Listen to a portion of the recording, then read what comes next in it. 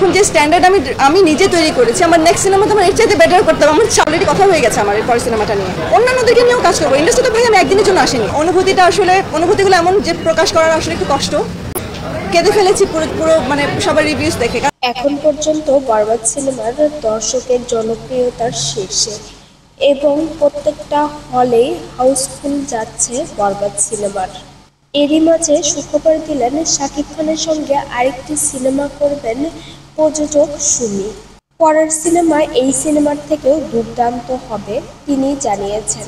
তবে শাকিব খানের বরবাদ সিনেমা পাইরেসির কবলে পড়েছে। কিছু কিছু ক্লিপ বিভিন্ন চ্যানেলে দেখানো হচ্ছে, সেটা ফেসবুক এবং ইউটিউবে। যারা বরবাদ সিনেমাটি বিভিন্ন চ্যানেলে ছেড়েছেন তাদের জন্য দুঃসংবাদ। অতি দ্রুতই তাদের জন্য আইনি ব্যবস্থা নিয়েছেন মেহেদী হাসান হৃদয় এবং সুমি। থানায় গিয়ে জিডি করার পরে ডিবি অফিসে গিয়েছেন অভিযোগ জানাতে তারা।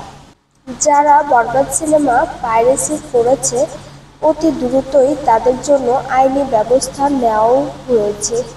অন্যদিকে বরবাদ সিনেমা দেখার জন্য ভিড় জমাচ্ছেন দর্শকেরা। একবার দেখার পরে আবারও দেখতে যাচ্ছেন বরবাদ সিনেমাটি এবং হলের সামনে বিরাট লাইনে থাকছেন। শাকিব খানের ভক্তরা ছাড়াও এবার অনেকেই এই সিনেমা দেখছেন। তবে যারা একমাত্র অগ্রিম টিকিট কেটেছেন তারাই বরবাদ সিনেমা দেখতে পাচ্ছেন। বরবাদ সিনেমার শো বাড়ানো হয়েছে হলগুলোতে।